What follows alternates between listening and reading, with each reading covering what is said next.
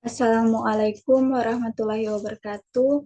Perkenalkan, nama saya Nabila Septiana dengan NIM 2306056.015. Saya dari program studi ilmu kelautan. Di sini saya akan menjelaskan sedikit materi pengantar sosial ekonomi perikanan yang diampu oleh Ibu dosen Nurul Alfia Oktawati. Langsung saja kita masuk ke materinya.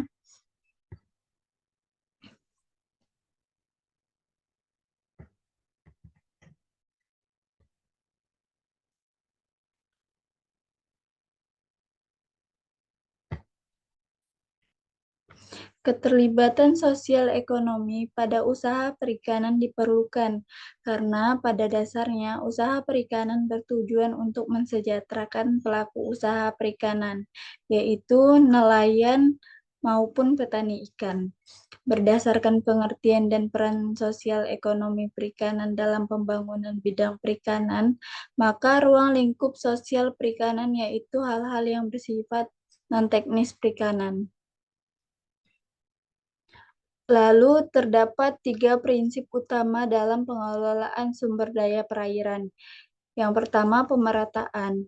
Prinsip pemerataan antara pelaku aktivitas usaha di bidang perikanan dan kesejahteraan masyarakat lain merupakan masalah yang paling sulit diwujudkan. Namun tetap harus diupayakan dan dijalankan cara-cara yang bertanggung jawab. Prinsip pemerataan ini penting untuk diwujudkan agar semua pihak dapat merasakan manfaat dari kegiatan perikanan. Pelaku usaha perikanan harus mendapatkan keuntungan yang layak dari usahanya, sedangkan masyarakat lain juga harus mendapatkan manfaat dari kegiatan perikanan, misalnya berupa ketersediaan ikan yang terjangkau dan kelestarian lingkungan yang terjaga. Ada beberapa cara yang dapat dilakukan untuk mewujudkan prinsip pemerataan ini. Yang pertama, pemberdayaan masyarakat pesisir, yang kedua, penegak hukum, dan yang terakhir, pengembangan teknologi perikanan ramah lingkungan. Terus yang kedua, pelestarian.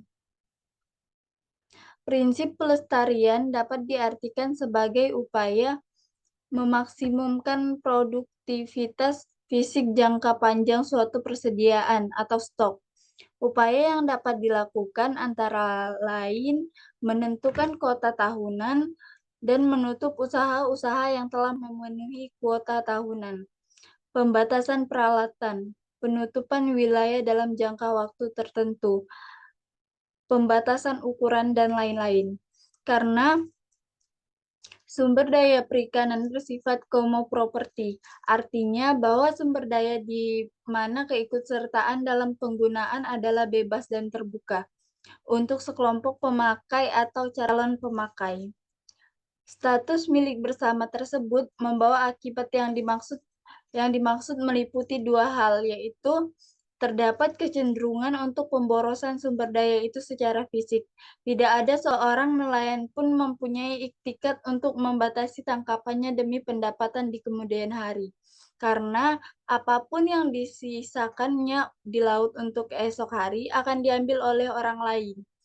Karena itu, persediaan sumber daya hayati perikanan cenderung digunakan melewati titik lestari maksimum. Pemborosan dalam arti ekonomi, tanpa pembatasan modal dan tenaga kerja, ada kecenderungan terlalu banyak upaya untuk menangkap ikan begitu sedikit.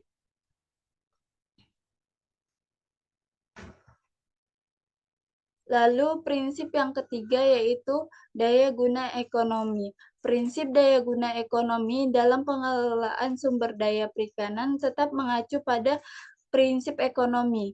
Tujuan ini merupakan wujud keinginan menekan biaya serendah mungkin, yaitu biaya yang diperlukan dalam teknologi yang terbaik dalam pengelolaan sumber daya hayati perikanan.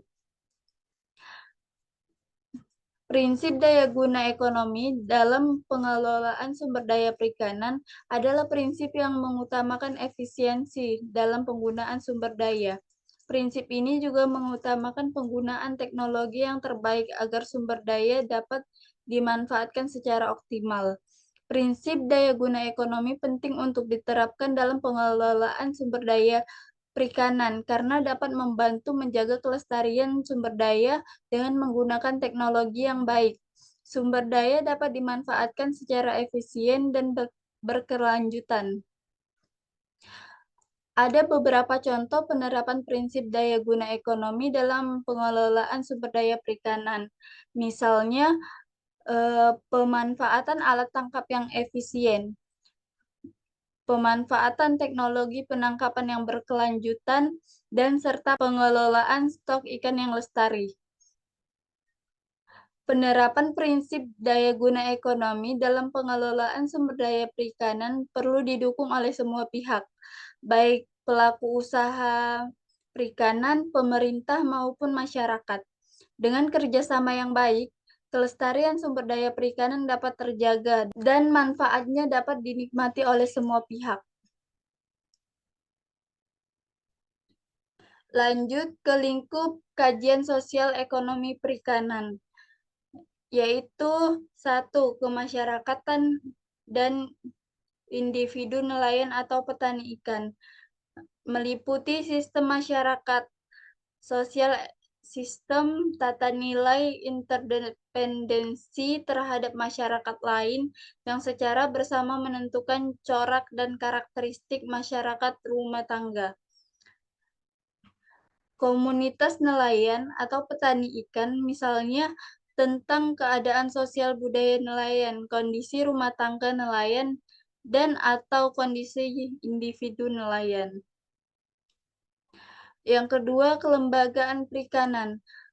Kajiannya meliputi kelembagaan dalam masyarakat nelayan atau petani ikan, misalnya kelembagaan budaya dan ekonomi, koperasi perikanan, lembaga konservasi, dan lain-lain. Kelembagaan dapat diartikan sebagai sistem pengambilan keputusan yang berhubungan dengan memasuk-masukkan keluaran-keluaran dan kelompok keputusan yang dibuat oleh sektor-sektor ekonomi, perorangan, perusahaan atau industri, masyarakat, pemerintah, dan lain-lain. Pengukuran bagi studi kelembagaan biasanya mengacu pada keterlibatan masyarakat dalam kelembagaan, aktivitas kelembagaan, peranan kelembagaan dalam masyarakat itu sendiri. Yang ketiga, ekonomi, yang menyangkut kajian ekonomi rumah tangga nelayan dan petani ikan, perusahaan perikanan dan industri lainnya, dan ekonomi lingkungan di wilayah perikanan dan lain-lain. Misalnya, menilai ekonomi aset lingkungan hidup melalui total economy value, yaitu yang meliputi nilai yang digunakan maupun yang belum digunakan. Ada pula manfaat kajian sosial ekonomi perikanan. Yang pertama, memberikan ruang lingkup yang lebih luas pada bidang perikanan, tidak hanya di bidang teknik, tetapi juga bidang kemasyarakatan dan ekonomi. Kajian sosial ekonomi perikanan dapat memberikan pemahaman yang lebih luas tentang kegiatan perikanan, tidak hanya dari segi tekniknya, tetapi juga dari segi sosial dan ekonominya. Hal ini penting karena perikanan tidak hanya berdampak pada lingkungan, tetapi juga pada masyarakat dan perekonomian. Yang kedua, memberikan rekomendasi tentang kelayakan usaha perikanan komersial yang akan dimulai atau pada awal usaha. Kajian sosial ekonomi perikanan dapat membantu pelaku usaha perikanan untuk menilai kelayakan usahanya. Kajian ini dapat memberikan informasi tentang potensi pasar, biaya produksi, dan risiko usaha. Lalu yang ketiga, memberikan pertimbangan ekonomi terhadap usaha perikanan yang komersial, baik usaha skala kecil maupun besar yang telah berjalan. Kajian sosial ekonomi perikanan dapat membantu pemerintah dan pelaku usaha perikanan untuk membuat kebijakan dan strategi yang tepat untuk pengembangan usaha perikanan. Kajian ini dapat memberikan informasi tentang dampak ekonomi dari kegiatan perikanan, baik dampak positif maupun dampak negatif. Lalu yang terakhir, memberikan rekomendasi yang bermutu bagi pembangunan masyarakat nelayan maupun petani ikan. Kajian sosial ekonomi perikanan dapat membantu pemerintah untuk mengembangkan kebijakan yang dapat meningkatkan kesejahteraan masyarakat nelayan dan petani ikan. Kajian ini dapat memberikan informasi tentang kebutuhan dan permasalahan yang dihadapi oleh masyarakat nelayan dan petani ikan.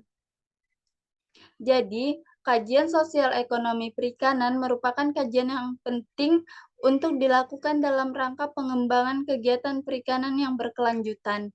Kajian ini dapat memberikan manfaat bagi berbagai pihak, baik pelaku usaha perikanan, pemerintah, maupun masyarakat. Prospek sosial ekonomi perikanan. Dengan mempertimbangkan manfaat kajian sosial ekonomi perikanan yang sangat banyak, jelas prospek sosial ekonomi perikanan di masa datang akan lebih baik. Lanjut ke materi permintaan dan penawaran. Permintaan adalah kesanggupan pembeli untuk membeli berbagai jumlah produk pada berbagai tingkat harga dalam waktu tertentu. Hukum dari permintaan, semakin tinggi harga suatu produk akan menyebabkan menurunnya jumlah permintaan produk tersebut, atau semakin rendah harga suatu produk akan menyebabkan meningkatnya jumlah permintaan produk tersebut. Dan ada pula faktor-faktor yang memengaruhi permintaan. Yang pertama, harga barang itu sendiri. Semakin tinggi harga, semakin sedikit jumlah barang yang diminta. Hal ini disebabkan karena konsumen memiliki anggaran yang terbatas. Jika harga barang naik, konsumen akan mengurangi jumlah barang yang diminta untuk tetap berada dalam anggaran mereka. Yang kedua, harga barang lain, khusus barang substitusi dan komplementer.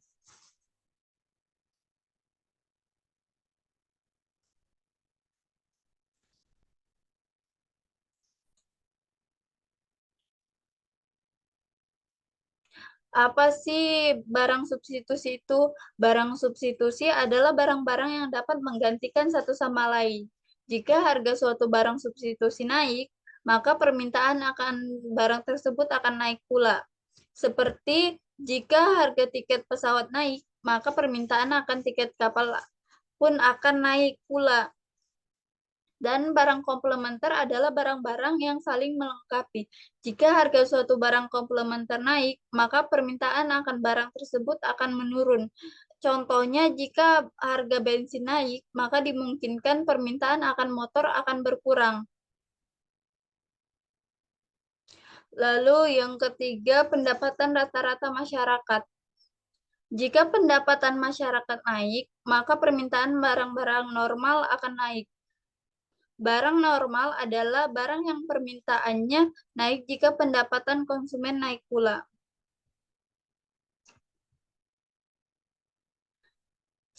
Dapat digolongkan menjadi dua jenis barang permintaan dari pendapatan rata-rata masyarakat, yakni yang pertama barang normal. Asumsi terjadi kenaikan permintaan suatu barang apabila pendapatan konsumen juga meningkat. Yang kedua, barang inferior, barang yang dianggap jelek masyarakat. Asumsi jika terjadi kenaikan pendapatan konsumen, maka permintaan akan suatu barang akan menurun. Misalnya permintaan akan gaptek. Lalu, selera masyarakat merupakan faktor pendorong terjadinya permintaan karena selera masyarakat menentukan apakah suatu barang atau jasa itu diinginkan atau tidak oleh masyarakat tersebut. Jika selera masyarakat terhadap suatu barang atau jasa tinggi, maka permintaan terhadap barang atau jasa tersebut juga akan tinggi. Misal, jika selera masyarakat terhadap ikan tinggi, maka permintaan terhadap ikan juga akan tinggi. Hal ini karena masyarakat akan cenderung untuk membeli ikan jika mereka menyukainya.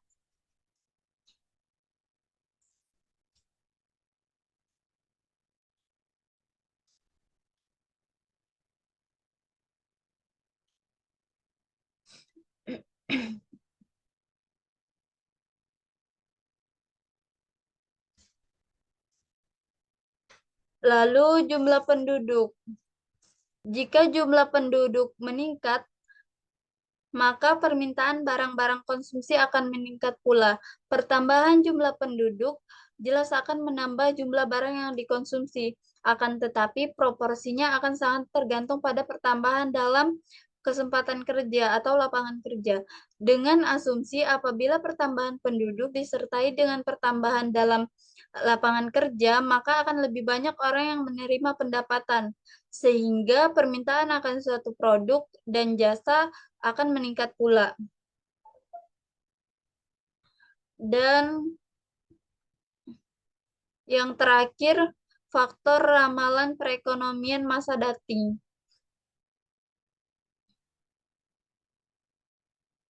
Jika para konsumen meramalkan kenaikan harga-harga barang di masa datang, maka diasumsikan bahwa saat sekarang permintaan akan barang dan jasa oleh konsumen akan meningkat, terutama terhadap barang-barang yang diprediksikan akan naik.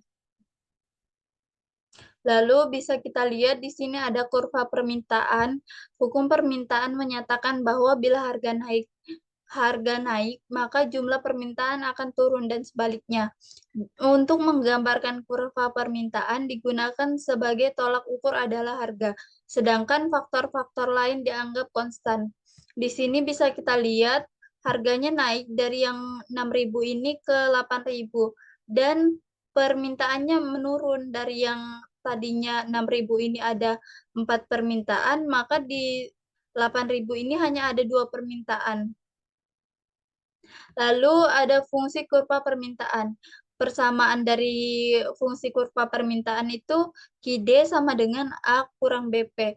Di sini bisa kita lihat QD itu adalah jumlah penduduk yang diminta, A itu konstanta, B itu koefisien, P-nya harga produk.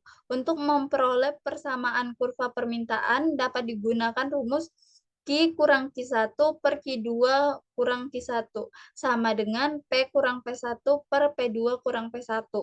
Dengan keterangan P1 adalah harga mula-mula, P2 harga setelah perubahan, Q1 jumlah yang diminta mula-mula, dan Q2 adalah jumlah yang diminta setelah perubahan. Lalu pergeseran kurva permintaan. Kurva permintaan dapat bergeser ke kanan atau ke kiri karena adanya faktor yang memengaruhi.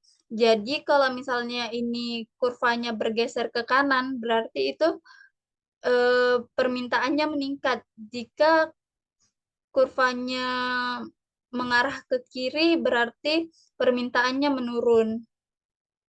Permintaan menurut daya beli konsumen, yaitu permintaan efektif dan permintaan potensial. Permintaan efektif adalah permintaan yang didukung oleh daya beli konsumen. Artinya, konsumen memiliki uang yang cukup untuk membeli barang atau jasa yang mereka inginkan. Yang kedua, permintaan potensial. Permintaan potensial adalah permintaan yang tidak didukung oleh daya beli, yang artinya konsumen menginginkan barang tersebut, barang atau jasa tersebut, tetapi mereka tidak memiliki uang yang cukup untuk membelinya. Maka terjadilah tawar-menawar di pasar. Lalu ada pula permintaan menurut jumlah konsumen, yaitu permintaan individual dan permintaan pasar. Permintaan individual adalah jumlah barang atau jasa yang ingin dibeli oleh seorang konsumen pada berbagai tingkat harga dan waktu tertentu. Permintaan individual dapat dipengaruhi oleh berbagai faktor, antara lain harga barang itu sendiri, harga barang lain yang terkait, pendapatan konsumen, selera konsumen, harapan konsumen, dan jumlah penduduk. Lalu permintaan pasar. Permintaan pasar adalah permintaan yang sering dilakukan oleh masyarakat pada umumnya, di mana jumlah total barang atau jasa yang ingin dibeli oleh semua konsumen di pasar pada berbagai tingkat harga dan waktu tertentu. Permintaan pasar diperoleh dengan menjumlahkan permintaan individual dari semua konsumen di pasar. Perbedaan utama antara permintaan individual dan permintaan pasar adalah permintaan individual hanya menunjukkan permintaan dari satu konsumen, sedangkan permintaan pasar menunjukkan permintaan dari semua konsumen. Ada pula hukum permintaan. Semakin tinggi harga suatu produk akan menyebabkan menurunnya jumlah permintaan produk tersebut, atau semakin rendah harga suatu produk akan menyebabkan meningkatnya jumlah permintaan produk tersebut. Masuk ke materi penawaran. Hakikat penawaran. Dalam transaksi di pasar, suatu permintaan akan terwujud apabila terdapat barang-barang dan jasa yang ditawarkan atau disediakan oleh penjual, di mana penawaran adalah jumlah barang atau jasa yang bersedia dijual oleh produsen kepada konsumen pada setiap tingkat harga tertentu dan selama periode waktu tertentu. Secara umum, hubungan antara harga dan jumlah barang atau jasa yang ditawarkan adalah bersifat positif. Artinya, semakin tinggi harga suatu barang atau jasa, maka semakin banyak jumlah barang atau jasa yang ditawarkan. Hal ini disebabkan karena produsen akan mendapatkan keuntungan yang lebih besar jika mereka menjual barang atau jasa dengan harga yang tinggi.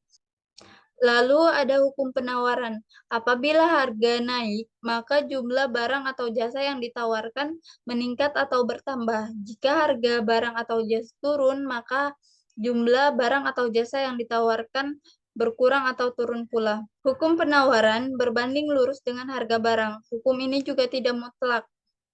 Ada pula faktor-faktor yang mengaruhi penawaran, yaitu harga barang itu sendiri, harga barang lain yang terkait, harga faktor produksi, yang dimana semakin rendah biaya produksi yang dikeluarkan oleh produsen, maka semakin banyak jumlah barang atau jasa yang dapat mereka produksi. Lalu biaya produksi, teknologi produksi, semakin maju teknologi yang digunakan oleh produsen, maka semakin banyak jumlah barang atau jasa yang mereka produksi. Lalu jumlah pedagang atau penjual, tujuan perusahaan dan kebijakan pemerintah. Harga barang itu sendiri, jika harga barang naik, maka penjual cenderung menambah jumlah barang yang ditawarkan. Hukum penawaran, semakin tinggi harga barang, maka semakin banyak jumlah barang yang ditawarkan. Semakin rendah harga barang, maka semakin sedikit juga jumlah barang yang ditawarkan. Harga barang yang terkait, bila harga barang substitusi naik, maka penawaran suatu barang akan bertambah dan sebaliknya. Harga barang X naik, maka konsumen membeli barang Y substitusi barang X, dan permintaan barang Y naik akan mendorong produsen untuk meningkatkan hasil produksinya, dan penawaran barang Y meningkat. Bila harga barang komplement naik, maka penawaran suatu barang akan berkurang dan sebaliknya. Harga faktor produksi. Faktor produksi meliputi tingkat upah bahan baku, tingkat bunga modal. Bila harga produksi naik, maka perusahaan memproduksi output lebih sedikit dengan jumlah anggaran tetap. Laba perusahaan berkurang sehingga tidak menarik, maka perusahaan akan pindah ke industri lain dan penawaran barang akan berkurang. Lalu biaya produksi.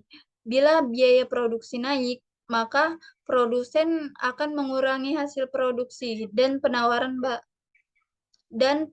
barang akan berkurang. Teknologi produksi.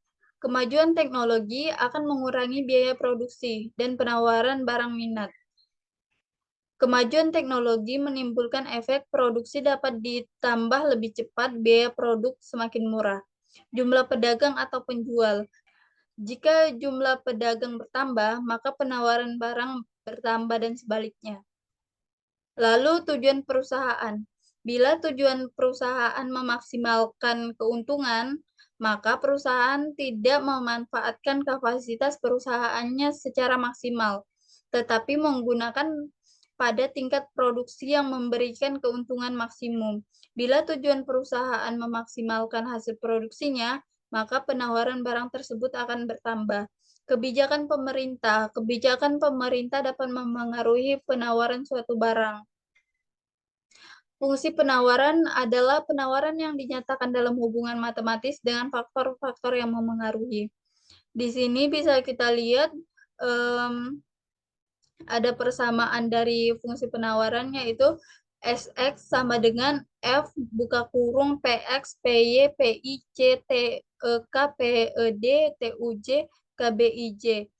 Di mana dengan diketahui XX adalah penawaran barang X, PX harga barang X, PY harga barang Y, substitusi atau komplementer, PI harga barang produksi, C biaya produksi, TEK teknologi produksi, PED jumlah pedagang atau penjual, TUJ tujuan perusahaan, KBIJ kebijakan pemerintah.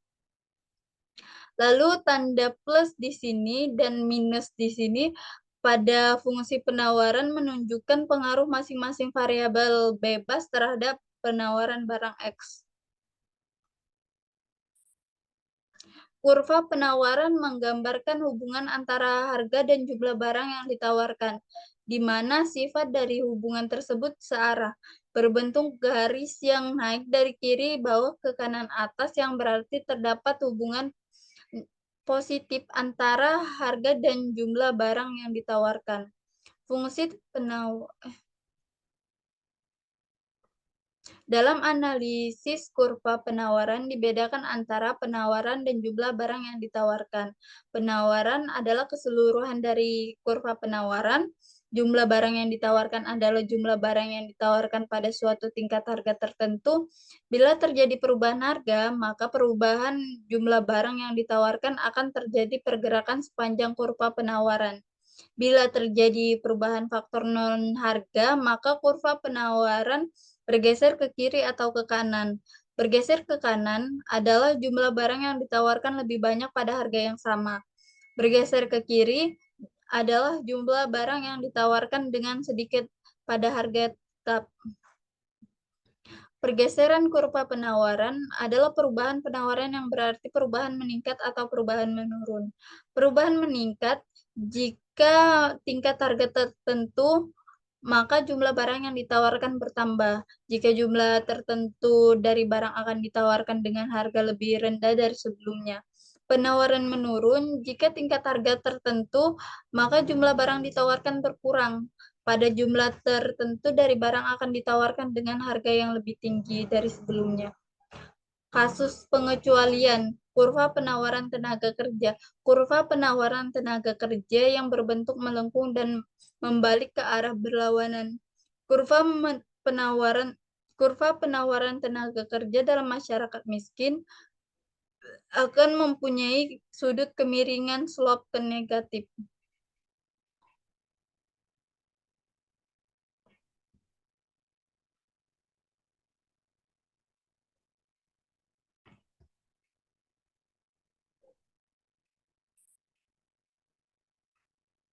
Ada beberapa faktor yang berkaitan dengan perubahan produksi perikanan. Yang pertama, perubahan harga. Harga naik, maka konsumsi produk tersebut berkurang dan jumlah produk yang ditawarkan bertambah, maka terjadi pertambahan produk yang tidak segar. Lalu kalau harga turun, maka permintaan naik dan jumlah produk yang ditawarkan berkurang. Faktor yang kedua itu kondisi cuaca. Kondisi cuaca menyebabkan perubahan pada hasil persatuan luas pemeliharaan atau penangkapan ikan atau sumber daya perairan lain. Lalu ada juga faktor biaya produksi. Biaya produksi naik, maka nelayan atau petani ikan akan mengalihkan usahanya. Kemungkinan kenaikan permintaan, kenaikan harga akibat rendahnya hasil produksi biasanya bersifat sementara. Kenaikan harga akibat permintaan meningkat dapat bersifat permanen, sehingga produsen dapat meningkatkan produksi dalam jangka waktu panjang. Subsidi dan dorongan pemerintah membantu tingkat jaminan harga dan ketetapan harga. Di sini bisa kita lihat perbedaan penawaran hasil industri pabrik dengan hasil perikanan. Jika pabrik itu bersifat tidak akan membusuk, maka perikanan kebalikannya. Seperti penawaran dapat diperbesar atau diperkecil dengan cepat. Jika kelebihan dapat ditahan di pasar dapat ditahan di pasar sampai kondisi membaik. Sedangkan di perikanan itu penawaran tidak bisa ditambah atau dikurangi dengan cepat. Lalu peningkatan produksi dapat memperkecil biaya per unit. Peningkatan produksi dapat meningkatkan biaya per unit. Itu jika di perikanan. Output dari industri dapat disesuaikan dengan harga. Bila harga turun, maka output dikurangi. Bila harga naik, maka output dapat ditambah. Di perikanan, output sukar disesuaikan dengan harga. Bila produksi meningkat, maka harga relatif rendah. Bila produksi turun, maka harga relatif naik. Produksi tidak tergantung pada alam, dan di perikanan, produksi sangat bergantung pada alam. Mungkin itu saja sedikit materi yang bisa saya sampaikan mengenai matkul pengantar sosial ekonomi perikanan. Sekian dari saya tutup. Wassalamualaikum warahmatullahi wabarakatuh.